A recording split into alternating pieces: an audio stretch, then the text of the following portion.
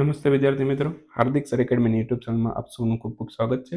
આજનો જે video lecture છે એમાં આપણે ચર્ચા કરીશું 7મી નવેમ્બરના તમામ અગત્યના કરંટ અફેર વિશે. વિડીયો શરૂ કરું એ પહેલા વિડીયોની પીડીએફ જોઈતી હોય, જૂના 1 વર્ષ સુધીના કરંટ અફેરની પીડીએફ તમને એન્ડ્રોઇડ એપ્લિકેશનમાં મળી જશે. બરાબર, તો એ પીડીએફ ડાઉનલોડ કરવા માટે એન્ડ્રોઇડ એપ્લિકેશનની લિંક ડિસ્ક્રિપ્શનમાં મળી જશે અથવા ડાયરેક્ટલી પ્લે સ્ટોરમાં સર્ચ કરશો તો આ ટાઈપનો આપણો લોગો છે. શરૂ કરીએ આજનો વિડીયો. સૌથી પહેલો ક્વેશ્ચન આજના વિડીયોમાં, ESIC એની 194મી વાર્ષિક બેઠકનું આયોજન ભારતના કયા મંત્રાલય દ્વારા કરવામાં આવ્યું હતું? ESICની 194મી વાર્ષિકની બેઠક હતી. બરાબર, તો એનું આયોજન શ્રમ અને રોજગાર મંત્રાલયે કર્યું છે. તો ઓપ્શન બી આપણો આન્સર થશે.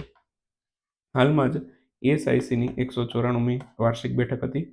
એનું આયોજન હાલમાં જ શ્રમ અને રોજગાર મંત્રાલય દ્વારા કરવામાં આવ્યું હતું. ઓકે, ESIC છે, ઓકે, એનું ફૂલ ફોર્મ થાય employee state insurance corporation. Okay, એના હેઠળ છે ESIC હેઠળ હાલમાં ભારતમાં 10 નવા મેડિકલ કોલેજ ખોલ્યા છે. ઓકે, અને ESIC એ અટલ બીમિત વ્યક્તિ કલ્યાણ યોજના પણ ચલાવી રહ્યું છે.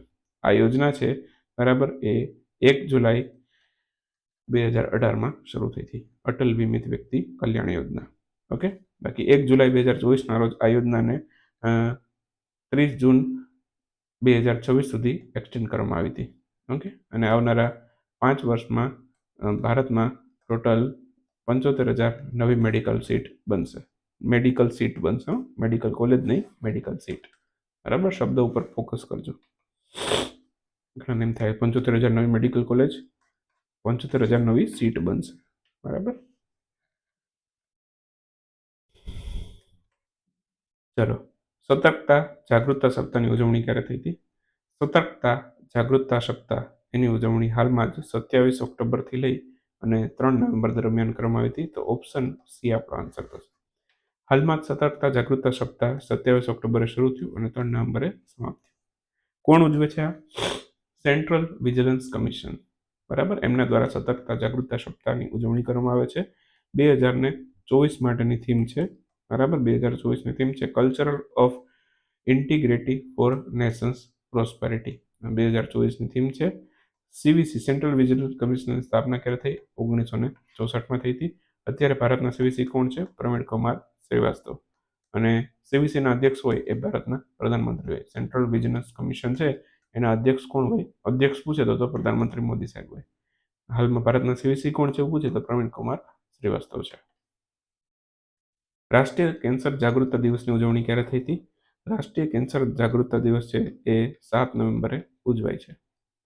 હાલમાં જ 7 નવેમ્બરના રોજ રાષ્ટ્રીય કેન્સર જાગૃતતા દિવસની ઉજવણી કરવામાં આવી હતી. WHOના અહેવાલ મુજબ 1.8 કરોડ કેન્સરના કેસ નોંધાયા છે. બરાબર, વિશ્વમાં. એમાંથી 15 લાખ જેટલા કેસ છે માત્ર ભારતમાં છે. 15 લાખ જેટલા કેસ ભારતમાં છે. અહેવાલ મુજબ છે, બરાબર, વિશ્વના 95 લાખ લોકો કેન્સરના કારણે મૃત્યુ પામે છે. એમાંથી 8 લાખ લોકો છે, બરાબર, એ ભારતમાં મૃત્યુ પામે છે. બરાબર, ખૂબ જ ગંભીર બીમારી છે. બરાબર, આની સારવારમાં મોટે ભાગે કોઈકને જ રિકવરી આવે છે. બરાબર, તો ચાલો, એ વસ્તુ અલગ છે અને WHOના આંકડા છે. બરાબર, સરકારી આંકડા છે અને ગ્લોબલ આંકડા કહેવાય. બરાબર, યાદ રાખી શકો છો. બાકી ભારતમાં પહેલી વખત છે રાષ્ટ્રીય કેન્સર જાગૃતતા દિવસ છે એની ઉજવણી છે એ 2014માં થઈ હતી. મેડમ મેરી ક્યુરીની જન્મદિવસની યાદમાં 7 નવેમ્બરના દિવસને આપણે રાષ્ટ્રીય કેન્સર જાગૃતતા દિવસ તરીકે ઉજવીએ છીએ. એમને 1903માં ભૌતિક શાસ્ત્ર ક્ષેત્રમાં નોબેલ પુરસ્કાર મળેલો છે. 1903માં. બરાબર, વિશ્વ કેન્સર દિવસ પૂછે તમને તો એ આપણે 4 ફેબ્રુઆરી ઉજવીએ છીએ. રાષ્ટ્રીય કેન્સર દિવસ પૂછે તો 7 નવેમ્બરે ઉજવીએ છીએ. ક્લિયર?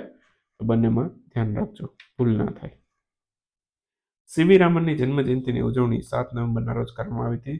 તેમને કયા વર્ષે નોબેલ પુરસ્કાર મળેલો છે? સીવી રામનને મળ્યો હતો 1930માં. મેડમ મેરી ક્યુરીને ક્યારે મળ્યો હતો? હમણાં જ કીધું હતું, ભૂલી ગયા ને? 3 અને 0 આગળ પાછળ કરી નાખો. 1903માં. બરાબર, બંનેને ભૌતિક શાસ્ત્રમાં જ મળેલો છે. બરાબર, તો ધ્યાન રાખીશું. સીવી રામનની જન્મજયંતિ 7 નવેમ્બરના રોજ હતી. 7 નવેમ્બર 1888માં એમનો જન્મ તમિલનાડુ ખાતે થયો હતો. એમનું નિધન છે 21 નવેમ્બર 1970ના રોજ થયેલ.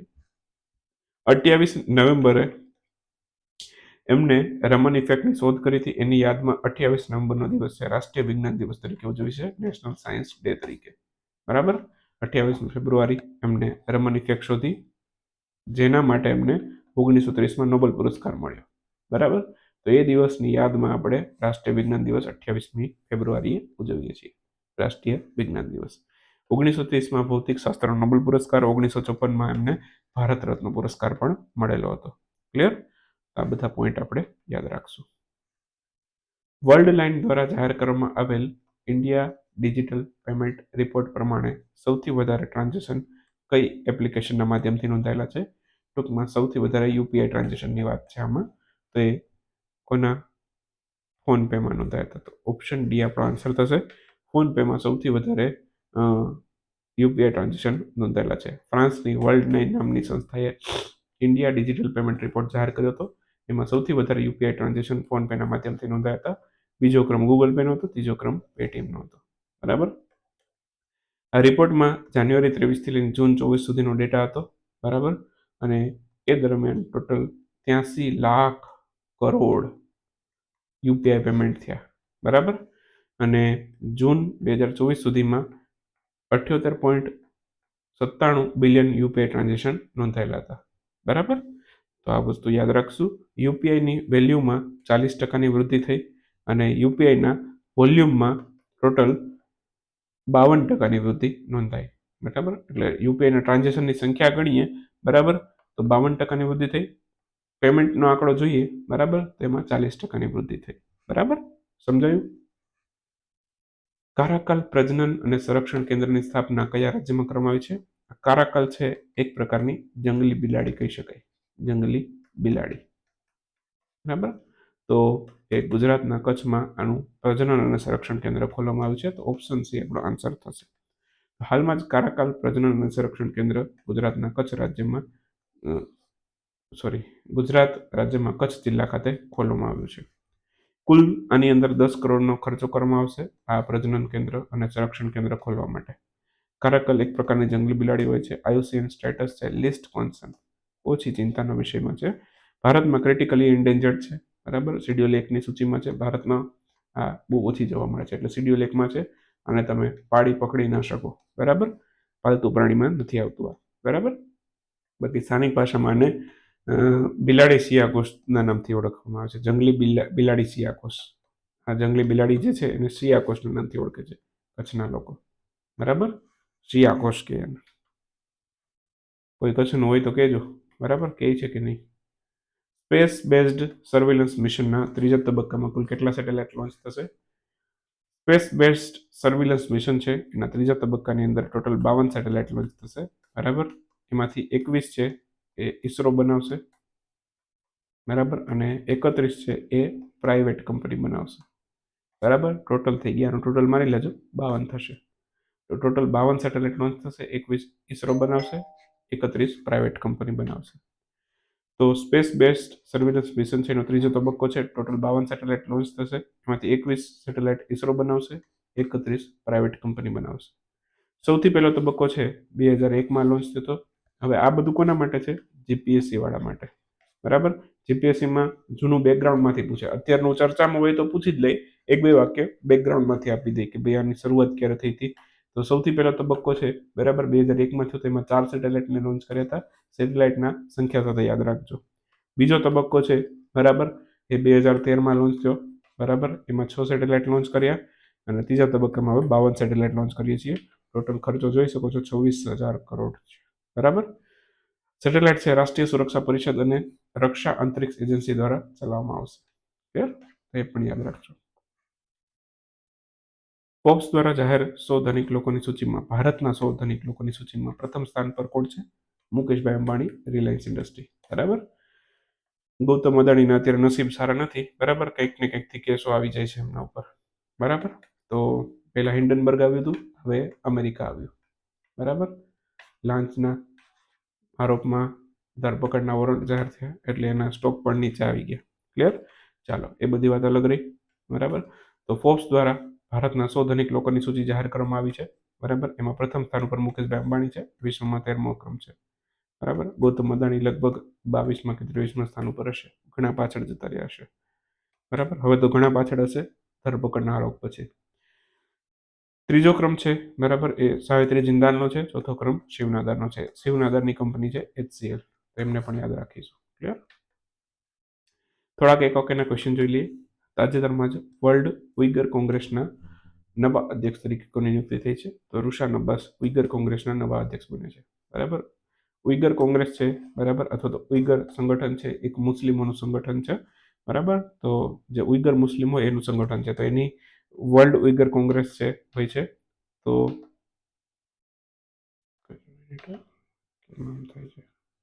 ચાલો, તો વર્લ્ડ ઉઈગર કોંગ્રેસ છે એના નવા અધ્યક્ષ તરીકે રુશાન અબ્બાસ ચૂંટાયા છે. ચિરાગ ચિક્કારા, એમને અંડર-23 વર્લ્ડ કુસ્તી ચેમ્પિયનશિપમાં કયો મેડલ મળ્યો હતો? એમણે મેળવ્યો હતો ગોલ્ડ મેડલ. ભારતના ખેલાડી છે, યાદ રાખીશું કુસ્તીનું. અસ્મિતા પ્રોજેક્ટની શરૂઆત કોના દ્વારા કરવામાં હતી? યુજીસી અને ભારતીય ભાષા સમિતિ બંને અસ્મિતા પ્રોજેક્ટ શરૂ કરેલો.